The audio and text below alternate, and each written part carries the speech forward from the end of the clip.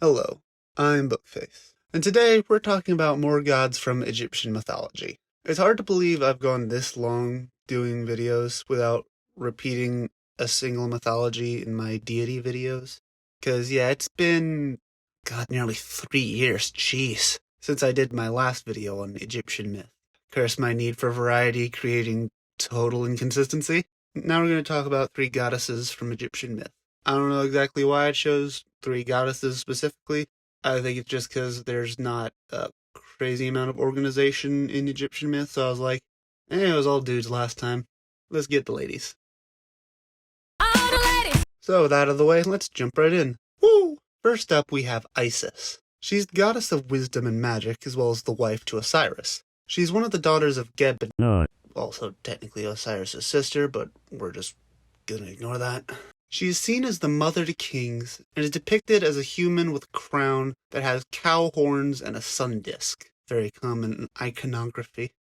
I don't know why my solution to saying big words is saying them like a snob. Iconography. Oh. They use the sun disk a lot. She may also be depicted with the features of a hawk or just fully being a hawk. She is a symbol attributed to her known as the Tayet, also called the Isis knot. It's thought that this symbol represented life and well-being, much like the Ankh. Some also believe it to be a depiction of, simply put, an ancient tampon. Also, before you ask, yes, I am choosing to actually be mature at this point in time. A rare occurrence, I know. But yeah, this actually makes a good bit of sense, considering she was like the principal goddess of this mythology, and, was kind of, it's a thing. Said to be mature, didn't say I'd be coherent. She saved Osiris when Set threw him in a river, and again when Set dismembered him. Oh, those sibling rivalries. You want to run that by me again? Oh, those sibling rivalries, which take on some very uncomfortable contexts in mythology. Also, there's this other weird thing that happens with the, family trees of mythology,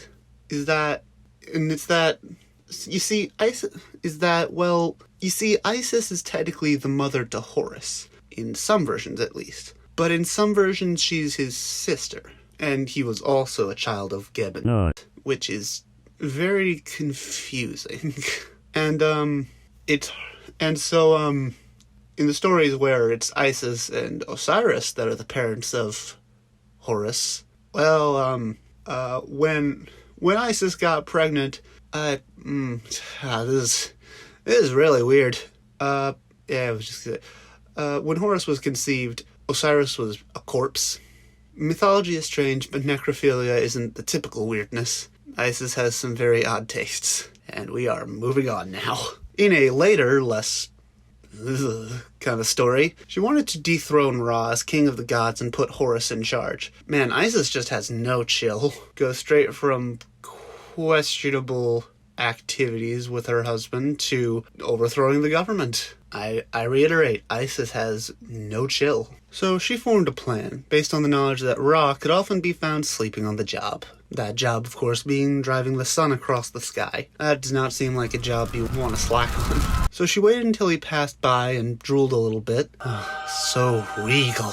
She then took the sand that this drool hit and formed the resulting mud into a snake, and used magic to breathe life into it. Dang, I guess I'm not as good at sculpting as I thought I was. No one wants me to have that power. It'd be Pacific Rim before I even remotely considered the consequences of my actions. So next time Ra came around, the snake bit him. He was in some serious pain, and he could not get rid of it. But Isis said she could fix it if Ra gave her his secret name. Which is very significant, by the way. That's basically like... It's a big thing.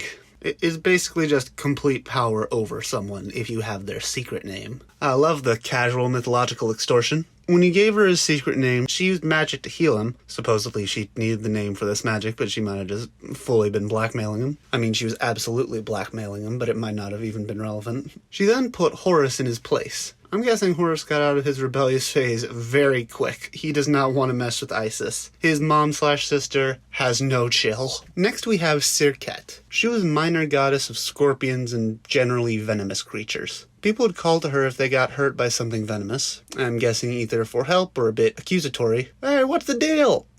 Ow! She was depicted as a woman with a scorpion on her head, primed and ready to strike. Just got a little buddy on standby. Is that her ace Pokemon?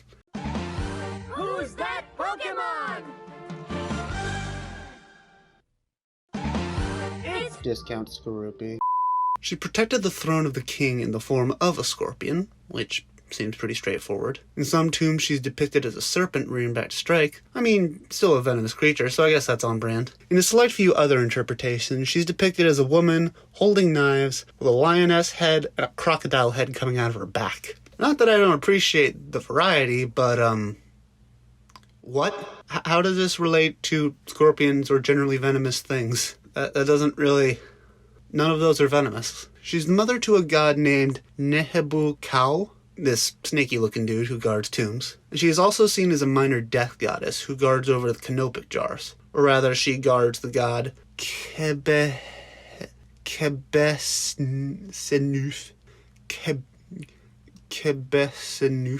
a god who guards the intestines. Man, they really got some, not only got a guard for your organs, but a guard for your guard of organs. That is commitment.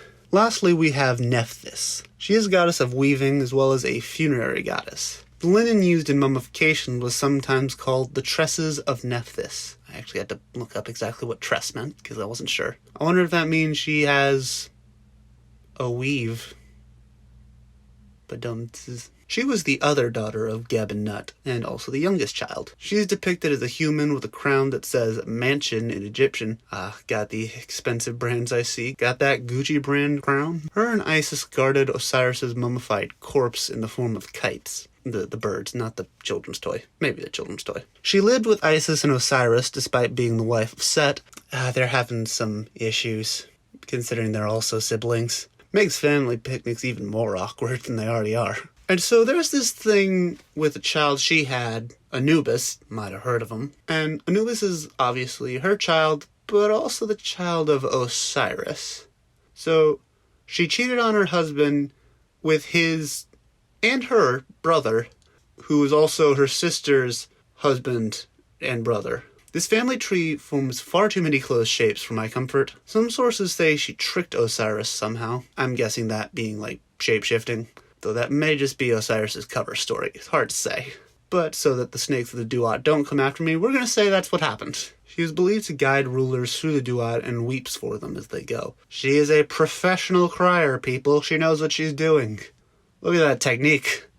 Is that Midoriya? And there we have 3 goddesses of Egyptian myth.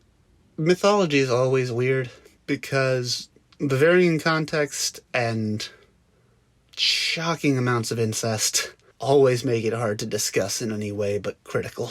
But some interesting stories. If you like this video, please give it a thumbs up, comment down below, and subscribe. And I will see you next time. Bye.